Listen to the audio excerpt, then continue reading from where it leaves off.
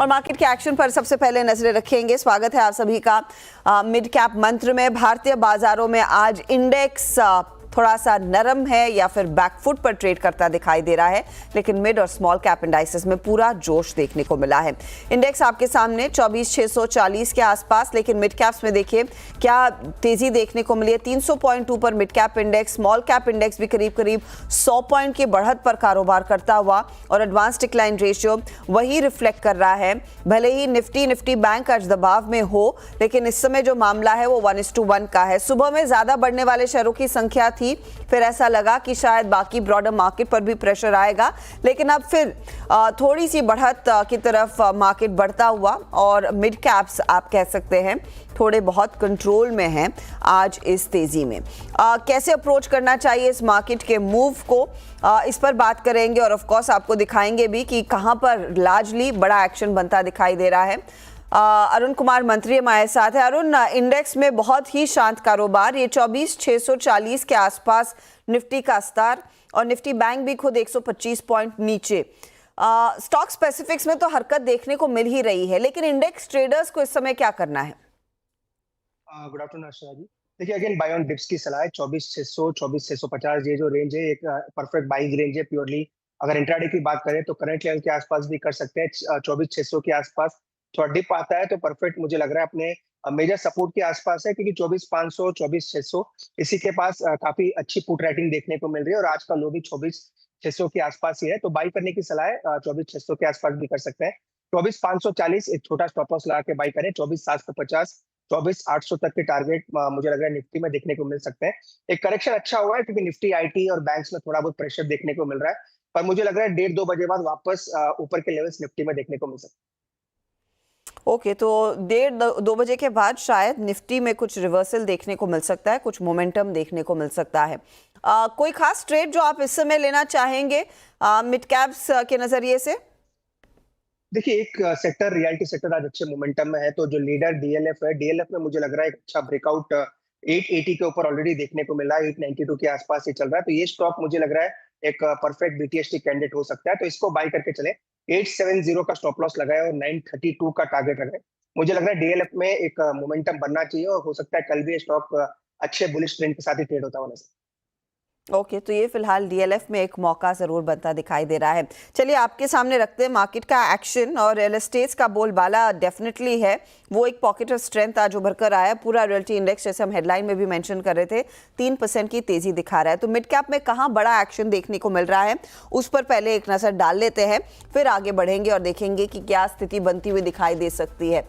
Oberoi, Macrotech, Prestige, Mahindra life spaces, ये कुछ तेजी वाले ट्रेड्स हैं जहां पर एक अच्छा खासा मोमेंटम देखने को मिला है। ध्यान रखिएगा, आज डीएलएफ पर तो वैसे भी एक राय आ गई है।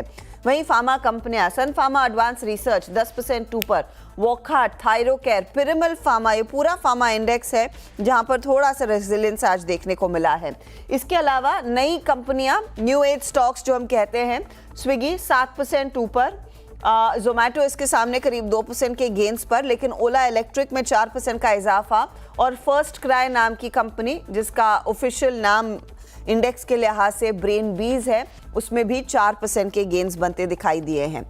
यही नहीं, डिक्सन देखिए, ये एक आउट परफॉर्मर है आज का वीवो के साथ करार के बाद। कमेंस में हमने देखा एक अच्छी खासी खरीदारी, आज 2% ऊपर। पीवीआर, आइनॉक्स लगातार दबाव में रहने के बाद आज थोड़ी सी 40 की बेहतर होती हुई, और गुजरात गैस में भी लगभग 2% का इजाफा। ये वायदे बाजार के वो एक्टिव काउंटर्स हैं। जो नहीं चले उसमें बैकफुट पर है angel one, Adani green, NALCO और नवीन फ्लोरिन। नवीन फ्लोरिन के लिए मैनेजमेंट की क्राइसिस खत्म ही नहीं हो रही है। इनके स्पेशलिटी केमिकल हेड ने दरअसल इस्तीफा दे दिया है। अब वो बिजनेस भी नए एमडी सीईओ को संभालना पड़ेगा, और उसके बाद उस स्टॉक में प्रेशर आता हुआ दिखाई दिया है। तो ये कुछ काउंटर्स हैं जहां पर ट्रेड देखने को मिला है। इनमें से एक दो पर मैं आपकी राय लेना चाहती हूं अरुण, क्योंकि आपने वैसे डीएलएफ पिक किया तो उस पर नहीं आएंगे, लेकिन कमेंस का स्टॉक देखिए, क्योंकि कमेंस वायदे बाजार में लगभग 3% ऊपर है, और अच्छे वॉल्यूम्स के साथ यहां पर दरअसल तेजी होती हुई दिखाई दी है। लगभग 8 साढ़े 8 गुना का 8.5% का ओआई एडिशन भी है। खरीदेंगे? डेफिनेटली खरीदा जा सकता है। एक ट्रेंड लाइन ब्रेकआउट भी देखने को मिला है। 3620 के ऊपर ये ट्रेंड लाइन ब्रेकआउट है। अगर आज ये स्टॉक 3650 के ऊपर क्लोज हो जाता है तो ये मुझे लग रहा है कंफर्मेशन भी आ जाएगा और हो सकता है स्टॉक 3800 की तरफ बढ़ता हुआ नजर आए। तो एक अच्छा कैंडिडेट है, अब तक चला नहीं है, 1.5-2% ऊपर है, तो 3800 तक के टारगेट्स मुझे लग रहा है हफ्ते 10 दिन में इसमें देखने को मिल सकते हैं। स्टॉप लॉस काफी छोटा रहेगा, 3620 का स्टॉप लॉस है, चूंकि वही ब्रेकआउट लेवल है। तो 1:3 का रिस्क रिवॉर्ड है, तो डेफिनेटली बाय कर सकते हैं। 3620 का स्टॉप लॉस लगाए और 3800 तक के टारगेट देखने को मिल सकते हैं। 3800 के लिए एक मौका इस समय कमेंट्स में बन रहा है, यहाँ पर एक मोमेंटम ट्रेड आप लेकर चल जरूर सकते हैं। फार्मा कंपनियां रेडार पर रखिएगा, क्योंकि इस पूरे पैक में आज कुछ कुछ खबरें हैं जिसके चलते स्टॉक्स में तेजी बनती दिखाई दी है। इस पर मैं आऊंगी आपके पास अरुण। इंडेक्स इस समय करीब 73-75 रुपए की बढ़त दिखा रहा है, लेकिन आज वॉकहार्ट, ग्लेनमार्क, औरोबिंदो फार्मा, इन सब में कुछ ना कुछ खबर है, इसीलिए इन स्टॉक्स में एक्शन भी बना है। श्रेया हमारे साथ है बताने के लिए क्या हुआ है इन कंपनियों में। श्रेया।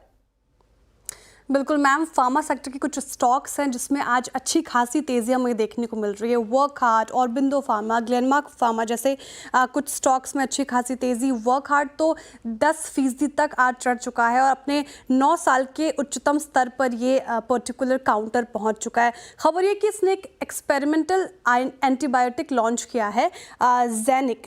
इस पर इसने अपडेट जारी की है और ये कैंसर पेशेंट्स के ऊपर इसका ट्रायल चल रहा है और ट्रायल काफ़ी ज़्यादा सक्सेसफुल हो रहा है। 46 पेशेंट्स पे इसका ट्रायल हो चुका है अभी तक और 45 पेशेंट्स ठीक हुए हैं इस ट्रायल से।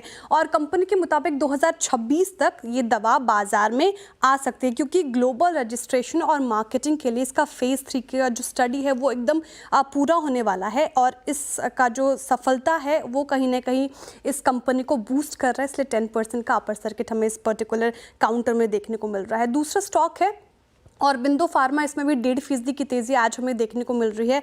इसने भी बायोसिमिलर दवा जेफाइल्टी लॉन्च किया है और यूरोपियन मेडिसिन एजेंसी CHMP ने इस पे पॉजिटिव राय रखी है और इसके चलते इस पर्टिकुलर काउंटर में हमें तेज़ी देखने को मिल रही है। साथ ही गोल्डमैन ने भी इस पर अपनी राय रखी और कहा है कि ये जो दवा है नई, उससे इस कंपनी को बूस्ट मिलेगा, निवेश से कंपनी के ग्रोथ को बूस्ट मिलने की भी उम्मीद जताई जा रही है और फार्मा सेक्टर में गोल्डमैन का औरबिंदो फार्मा सबसे टॉप पिक है।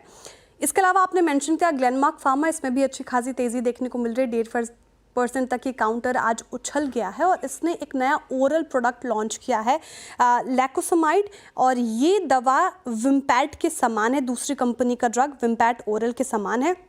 विम्पैट की सेल्स की बात करें तो विम्पैट की बिक्री $57 मिलियन रही है पिछले साल और इसके समान इस ड्रग को उतारना इस कंपनी को कहीं ना कहीं बूस्ट किया है और लैकोसमाइड लॉन्च से US कारोबार में ग्रोथ आएगी, जिसके चलते इस तीनों काउंटर्स में वर्कहार्ट, ग्लेन फार्मा और औरबिंदो फार्मा में अच्छी खासी तेज़ी आज हमें देखने को मिल रही है। ओके, तो काफ़ी ज़्यादा एक्शन इस पूरे पैक में इस समय साफ बनता हुआ दिखाई दिया है। अब सवाल यही है कि ट्रेड कहां पर लिया जाए।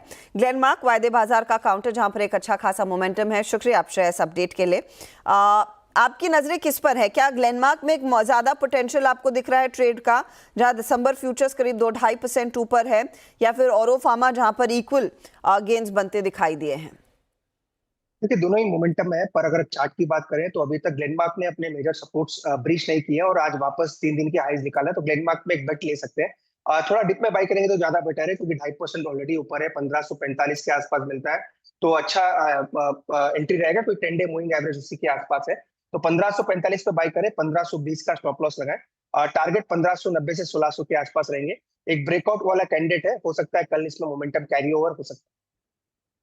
ओके, तो ग्लेनमार्क फार्मा में एक अपॉर्चुनिटी है जिसमें आप तेजी की पोजीशन लेकर चले लेते हैं एक छोटा सा ब्रेक के बाद मार्केट के एक्शन पर नजरें और साथ ही साथ बिटकॉइन जो हर रोज नई हेडलाइन बना रहा है उस पर भी एक चेक लेकर आएंगे।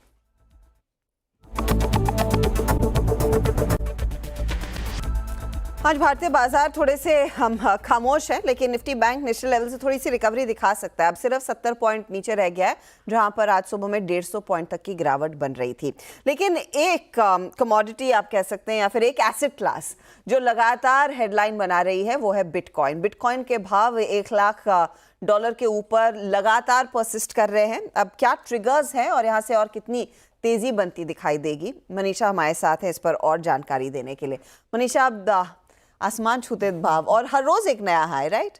वेल एब्सोल्युटली, यू नो अभी ऐसा कहा जा रहा है कि ईस्ट और वेस्ट में डिवाइड हो गया है। ईस्ट तो गोल्ड ले रहा है, लेकिन जो वेस्टर्न वर्ल्ड है वो billions and dollars worth of यहाँ पर क्रिप्टो करेंसीज ले रहे हैं। एंड बिटकॉइन में इसलिए हमने $106,000 का लेवल यहाँ पर आता हुआ देखा है। इस साल में 150% की तेजी भी है। और अगर हम यूएस इलेक्शन से ट्रंप तक की बात करें तो उस पीरियड में करीबन 45% की बढ़त हमने बिटकॉइन में आते हुए देखी है। और यूएस प्रेसिडेंट ने इसी वीकेंड में कहा है कि वो बिटकॉइन स्ट्रैटेजिक रिजर्व बनाएंगे, यानी कि अब फॉरेक्स रिजर्व में यहाँ पर बिटकॉइन को यूज किया जाएगा। तो जो लेटेस्ट रिकॉर्ड हाइज बने हैं, जो लेटेस्ट तेजी आई है, वो उस वजह से भी आई है। ओके, मैं आपसे ये पूछना चाह रही हूँ क्योंकि आपने कहा ईस्ट और वेस्ट में डिवाइड है। ईस्ट अभी भी सोना ले रहा है, भारत में तो सोना ऑफ कोर्स चमका है ही, लेकिन बिटकॉइन के प्रति क्या और इंटरेस्ट आया है? क्योंकि ऑफ कोर्स हम सब जानते हैं कि किस तरह से लोगों को बिटकॉइन से दूर रखा जा रहा था, लेकिन इतनी बड़ी तेजी में हाथ तो जाएंगे ही उस। एब्सोल्युटली। सो जो हमने ऑल टाइम हाई वॉल्यूम्स आते हुए देखी थी इंडियन मार्केट्स में, वो 2021 में थी। और फिर 2022 में क्योंकि गवर्नमेंट रेगुलेटर्स थोड़े से कंसर्न थे तो उन्होंने यहाँ पर टैक्सेस लगा दिए। तो 30% टैक्स है यहाँ पर क्रिप्टो करेंसीज ट्रेडिंग में और 1% का TDS है। और इस वजह से हमने वॉल्यूम्स बहुत जोर से गिरते हुए देखे। जो 2021 के वॉल्यूम से हर्षदा, 2022 के वॉल्यूम्स उसके सिर्फ 10% रह गए थे। वहां से अब हमने तेजी आते हुए देखी है। और ये जो लेटेस्ट रैली आई है इस साल की, हमें काफी सारे क्रिप्टो एक्सचेंजेस बताते हैं तो 4 टाइम्स to 7 टाइम्स इजाफा यहां पर आता हुआ नजर आया है। नए लोगों ने यहां पर क्रिप्टो एक्सचेंजेस में as in sense of apps join किया है। तो ऑब्वियसली जो लोग इसका फायदा उठाना चाहते हैं, जो थोड़ा सा रिस्क लेना चाहते हैं, वो यहाँ पर फिर से एड इन हो रहे हैं। पर टैक्स तो देना पड़ेगा। 30% टैक्स के साथ अब बिटकॉइन की रैली का हिस्सा लोग बन रहे हैं। लेकिन हाँ, ग्लोबल मार्केट्स में जिस तरह की तेजी और जिस तरह सा कॉन्फिडेंस नई अमेरिकी सरकार की तरफ से आता हुआ दिखाई देगा, उसी के चलते भाव भी आसमान छू रहे हैं। अब वक्त हो रहा है ग्रो कोड का, और जो ग्रो और CNBC आवाज़ की एक खास पहल है, बेहतर निवेश की स्ट्रैटेजी समझाने के लिए खास तौर से डिज़ाइन की गई है। हमने CMT के मार्केट स्कैनर और मार्केट स्कैनर के फाउंडर विशाल मेहता से बात की और समझा कि ट्रेडर्स के लिए ये स्ट्रैटेजी के साथ बाजार में उतरना क्यों ज़रूरी है।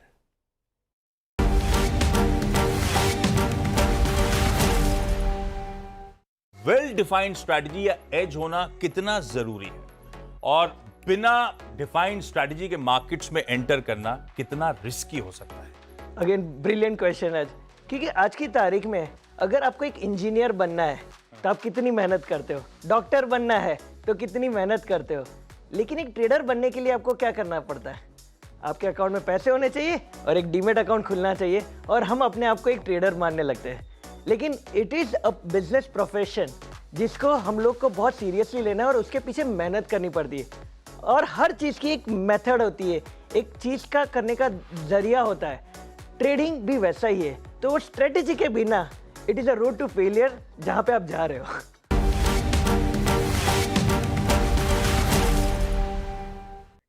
इस बीच निफ्टी बैंक आपकी स्क्रीन पर लेकर आते हैं, जो पॉजिटिव टेरिटरी में आ चुका है। 1 पॉइंट ही सही, लेकिन ये अपने डे लो से एक अच्छी खासी रिकवरी दिखाता हुआ, और निफ्टी भी अब सिर्फ 100 पॉइंट ही नीचे रह गया, 24,665। तो दोनों ही इंडाइसेस और खासतौर से निफ्टी बैंक दरअसल उस मूव को आपको लीड करता हुआ दिखाई देगा। निफ्टी बैंक के कंट्रीब्यूटर्स फटाफट से स्क्रीन पर लेकर आएंगे तो उससे साफ हो जाएगा कि किन बैंक्स की बदौलत दरअसल ये रिवर्सल इस समय स्क्रीन पर आता हुआ दिखाई दे रहा है।